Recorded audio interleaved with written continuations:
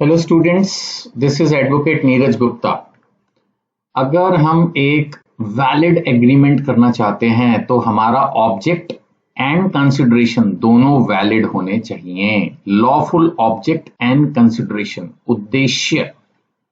अब आप अगर सपोज एक गाड़ी खरीदना चाहते हो तो ये एग्रीमेंट आपका वैलिड है, आपका ऑब्जेक्ट सही है। लेकिन अगर आप किसी के साथ एग्रीमेंट कर रहे हो गाड़ी चोरी करने के लिए, चलो यार मिलके गाड़ी चोरी करते हैं, या तू चोरी करके ला मैं सस्ते में खरीद लूंगा, तो ये ऑब्जेक्ट ही गलत है। गाड़ी खरीदना ठीक है, चोरी करवा कर खरीदना गलत है। ऐसे कंसिडरेशन है। सपोज एक आदमी आपसे सामान खरीद रहा है, वो आपको पैसे दे रहा है, वो ठीक है। लेकिन अगर उसके बदले में वो कहे कि मैं आपको गन दे दूंगा, क्या आपको मैं ड्रग्स दे दूंगा, या कोई भी और बैंड प्रोडक्ट दे दूंगा, तो ये फिर नहीं चलेगा। तो कंसिडरेशन और ऑब्जेक्ट दोनों जो है वो लॉफुल होने चाहिए। Anything which is allowed by law. Consideration का क्या मतलब है, ऑब्जेक्ट का क्या मतलब है, शुरू शुरू में मैंने दिया, बहुत सिंपल है, आप पढ़ लेना।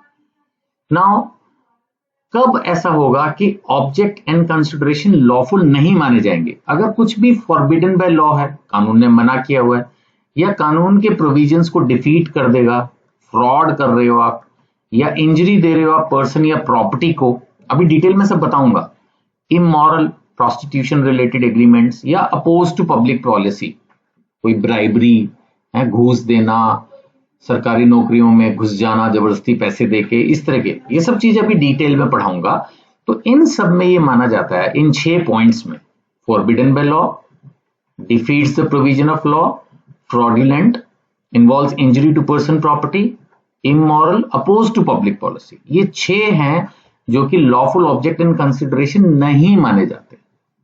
एक एक करके पढ़ते हैं। सबसे पहले फॉरबिडन बाय लॉ, कि कोई भी ऐसा चीज, ऑब्जेक्ट या कंसिडरेशन जो कि प्रोहिबिटेड बाय लॉ, कानून ने खुद ही मना किया हुआ, भाई ये नहीं करना, फिर आप कर रहे हो। जैसे you are trying to bring smuggling of gold into India. अब जैसे दुबई लोग जाते हैं, वहां से सोना लाते हैं, अलाउड है, बट सर्टेन लिमिट तक अलाउड है। अगर आप उससे ज्यादा लाने की कोशिश करोगे तो वो स्मगलिंग, इलीगल में कन्वर्ट हो जाता है। तो इस तरह के एग्रीमेंट्स वॉइड है। इसी तरह से कुछ दवाइयां बैन होती हैं, ड्रग्स, तो वैसे भी ड्रग्स दवाइयां नहीं, नशीले पदार्थ माने जाते हैं। तो ड्रग्स अगर आप सेल परचेज के लिए एग्रीमेंट्स कर रहे हो तो ये प्रोहिबिटेड बाय लॉ है। या जैसे रॉबर्स ने, यहाँ पर एक केस भी है कि चलो लूटते हैं, फिर लूट का माल बांट लेंगे। अब कल को उनका झगड़ा हो जाए तो एनफोर्सिबल थोड़ी हो, कोर्ट में थोड़ी चले जाएंगे कि अरे जज साहब हम दोनों ने मिलकर लूटा था और ये देख लो जी इसने सारे पैसे रख लिए और ये मेरे को तो मेरे हिस्से का जो है वो पैसे दे नहीं रहा। तो इस तरह का नहीं चलता।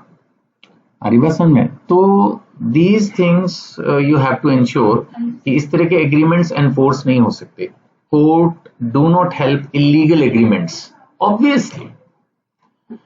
फिर दूसरी है defeats the provision of law, कि देखने में लीगल है लेकिन इनडायरेक्टली वो लॉ को डिफीट करा। देखने में लीगल है, आप समझना, कुछ चीजें होती है देखने में अपेरेंटली लगता है हाँ सही है। अब जैसे माना फॉर एग्जांपल किसी ने टैक्स को अवॉइड करने के लिए अपनी प्रॉपर्टी दूसरे के नाम कर दी। सपोज एक आदमी है, उसको इनकम टैक्स लगेगा, उसने रेंट पे प्रॉपर्टी देनी है। अब रेंट पे देगा तो किराया उसके नाम पे आएगा, उस पे इनकम टैक्स लगेगा। उसने क्या किया, बचने के लिए अपने भाई के नाम पे, जो अभी फिलहाल अनएम्प्लॉयड था, उसके नाम प्रॉपर्टी कर दी। तो ना हो, देखा जाए तो सिंपल लग रहा है ना देखने में कि हाँ भाई उसने जो अपनी प्रॉपर्टी थी वो अपने भाई के नाम कर दी, देखने में सिंपल लग रहा है, लेकिन टैक्स की चोरी करने के लिए की है तो वो नहीं लगेगा। या किसी ने एक पार्टनरशिप क्रिएट कर दी, fake partnership, just GST avoid करने के लिए। बहुत सारे लोग करते हैं टैक्स वैक्स बचाने के लिए उल्टी सीधी हरकतें, फर्में बना देंगे नकली, या जैसे मैंने कहा प्रॉपर्टियां ट्रांसफर कर देंगे किसी और को। तो इस तरह की चीजें जो है ये सब अनलॉफुल है, ठीक है ना। जो भी agreements design to defeat law हैं वो सब वॉइड माने जाते हैं। चलो अब आ जाते हैं तीसरा पॉइंट। टोटल 6 पॉइंट पढ़ने थे। फ्रॉड, जहां फ्रॉड है वहां तो कुछ हो ही नहीं सकता। अब जैसे फेक सर्टिफिकेट बनाया अपने एजुकेशन का, अब जिसने बनवाया, सपोज किसी ने कहा मुझे फेक डिग्री ला दो। अब जैसे मैं लॉ में एडमिशंस में भी थोड़ी हेल्प करने की कोशिश करता हूँ बच्चों की, तो कई मेरे को बोलते हैं बैकडेट से एडमिशन करा दो, एग्जाम के अंदर नकल करवा देना, डिग्री बनवा दो। अब माना मैं ये सब काम करने लग जाऊं तो ये इलीगल है, फ्रॉडुलेंट है। तो अब मान लेते हैं मैं इस बात का किसी से 1 लाख रुपया ले भी लूं, तो कल को ना तो वो कोर्ट जा सकता, या मैं किसी की डिग्री बना दूं नकली और उसके बाद वो मेरे पैसे ना दे तो ना मैं कोर्ट जा सकता। अरे भाई फ्रॉड करके आप कोर्ट को थोड़ी इन्वॉल्व करोगे, जेल ही जाना है, जेल जाने के लिए तो जरूर कोर्ट इन्वॉल्व हो जाएगी, इंप्लीमेंट करने के लिए थोड़ी होगा। ऐसे ही माना कोई फेक प्रॉपर्टी के पेपर बना दे और उसके बेस पर सेल परचेज करने की कोशिश करे, ये सब नहीं चलता, आप समझ ही सकते हो। फिर involves injury to the person और प्रॉपर्टी, कोई ऐसा एग्रीमेंट हम करें जिसमें किसी व्यक्ति या प्रॉपर्टी को नुकसान पहुंचाना हो, ये भी नहीं होगा। जैसे एक ने पैसे दिए एक दूसरे को, जैसे होता है ना सुपारी सुपारी में यही होता है ना, या तो प्रॉपर्टी उसकी जला दो, खराब कर दो, या बंदे को मार दो, तो सुपारीबाजी नहीं चलेगी। To burn the shop, to damage the car, या बंदे को ही गोली मार दो, चोट पहुंचा दो, बदनाम कर दो, ये सब नहीं चलेगा। देन इमोरल, इमोरल एग्रीमेंट्स भी नहीं होता। जैसे माना किसी ने, एक व्यक्ति ने दूसरे को पैसे दिए फॉर एन इलिसिट रिलेशनशिप, है ना। इलिसिट रिलेशनशिप मोर और लेस आप सिंपल वर्ड्स में प्रोस्टिट्यूशन को ही समझ सकते हो। तो ये इमोरल कॉन्ट्रैक्ट्स होते हैं, इनको भी कोर्ट कभी भी इंप्लीमेंट करने में हेल्प नहीं करेगी, ये सब वॉइड होते हैं। या प्रोस्टिट्यूशन पर्पस के लिए आपने घर किराए पे दे दिया, अब कल को किराया नहीं मिल रहा तो आप कोर्ट में थोड़ी चले जाओगे, क्योंकि ये अगेंस्ट द लॉ है। इस तरह की चीजों के लिए आपको कॉन्ट्रैक्ट्स नहीं करने हैं। या आपने गाड़ी दी, a carriage supplied for immoral purposes, मतलब सिंपल है, प्रोस्टिट्यूशन से रिलेटेड जो भी एग्रीमेंट है, कोई रेंटल एग्रीमेंट है, कोई प्रॉपर्टी प्रोस्टिट्यूशन में यूज हो रही है, कोई कार, कोई फोन, कोई और कुछ भी होगा तो कोर्ट कोई हेल्प नहीं करेगी, ये सब एग्रीमेंट्स वॉइड है। Then oppose to public policy, public policy क्या है कि एक जनरल जो सही सिद्धांत हैं जीवन के, उनके हिसाब से जीवन जीने की कोशिश कीजिए। अगर उसके खिलाफ आप कुछ करते हो तो आपको कोर्ट हेल्प नहीं करेगी। इसकी कोई exact, the law does not give an exact definition of public policy, ये याद रखना। पब्लिक पॉलिसी की कोई प्रॉपर परिभाषा नहीं है, लेकिन कोर्ट ने जो भी डिसाइड किया, अगर हम उन पॉइंट्स को लें तो agreements oppose to public policy void है। जैसे ट्रेडिंग विद एनिमी, या घूस, ब्राइबरी, करप्शन, या इंटरफेरेंस विद जस्टिस। अब जैसे कोर्ट में केस चल रहा है, आप विटनेस को डराओ, धमकाओ, या पार्टी को ही पैसे दो तो अपना केस विड्रॉ कर ले, या जज को रिश्वत देने की कोशिश करो, मतलब कुछ भी इंटरफेरेंस विद जस्टिस, या कोई सबूत मिटाने की कोशिश करो, ये थोड़ा फिल्मी हो जाता है, बट जो भी। देन मैरिज ब्रोकरेज एग्रीमेंट्स, अभी तक तो इसको अपोज टू पब्लिक पॉलिसी माना जाता है कि किसी की शादियां करवा रहे हो आप, उससे कमीशन ले रहे हो, तो इन चीजों में गवर्नमेंट चाहती है बीच में ना घुसे।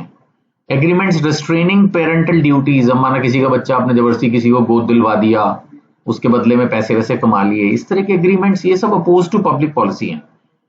या सरकारी नौकरी पाने के लिए agreements for procuring public offices, सरकारी नौकरी पाने के लिए आपने किसी से वो जो है वो फोन करवा दिया, चिट्ठी लिखवा दी, रिश्वत दे दी, धमकी दिलवा दी, ये सब नहीं चलेगा। स्टिफलिंग प्रोसिक्यूशन भी यही है मोर और लेस, कि जो कोर्ट में केसेस चल रहे हैं, खासकर आपराधिक मुकदमे, उसमें हम पार्टीज को या तो डरा रहे हैं, धमका रहे हैं, या कोई फायदा देने की कोशिश कर रहे हैं ताकि वो हमारे खिलाफ क्रिमिनल केस विड्रॉ कर ले।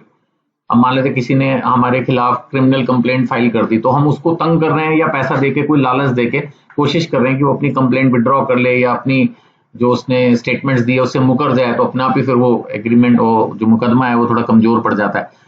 तो इस तरह की चीजें जो है स्टिफलिंग प्रोसिक्यूशन में आती हैं। तो ये सब जो है अगेंस्ट द पब्लिक पॉलिसी है, और इनको कभी भी कोर्ट प्रमोट या एक्सेप्ट नहीं कर सकते।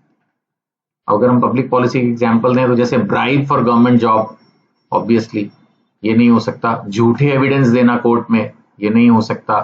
सप्रेसिंग क्रिमिनल केस, अभी मैंने कहा स्टिफलिंग प्रोसिक्यूशन, कि एक आदमी को पैसे दिए, भाई तू मेरे खिलाफ क्रिमिनल केस मत फाइल कर, अब ये सब चीजें नहीं होती हैं। मैरिज ब्रोकरेज, मैंने आपको पहले कहा, उसने कहा हाँ जी मेरे को आप इतने पैसे दो, मैं आपकी बेटी की शादी किसी अमीर आदमी से करा दूंगा, ये सब अलाउड नहीं है ना। या बाइंग द पब्लिक ऑफिस, चलो जी आप इतने पैसे लो और फिर मेरे को पीपी अपॉइंट कर दो, पब्लिक प्रोसिक्यूटर, मतलब कोई भी सरकारी पोस्ट, यहाँ तो पब्लिक प्रोसिक्यूटर का एग्जाम्पल है, कोई भी। अब सरकारी पोस्ट थोड़ी आप खरीदोगे बेचोगे। आपको याद होगा कॉन्स्टिट्यूशन अगर पढ़ा होगा, स्टेटस उसमें था ना, रेट ऑफ को वारंटो, फिर बाद में कोई लगा ही देगा कि ये आदमी काबिल नहीं है, सरकारी ऑफिस में बैठा हुआ है, आज नहीं तो कल फिर छोड़नी तो पड़ेगी। या बच्चा आपने गोद ले लिया, custody of child for money करते हैं लोग, मानते नहीं है, कितने ही पढ़ लो, कितने ही पढ़ा लो, बच्चे खरीदते हैं लोग। जिनके बच्चे नहीं होते वो इसी तरह से कई बार सोचते हैं इधर उधर से पैसा देके बच्चा खरीद लो। अब कितना गलत है ये, लोग करते हैं। सीक्रेट कमीशन सरकारी अफसरों को दिया जाता है कि भाई चलो आप मेरा टेंडर पास कर दो, हम आपको देंगे कुछ ना कुछ बेनिफिट।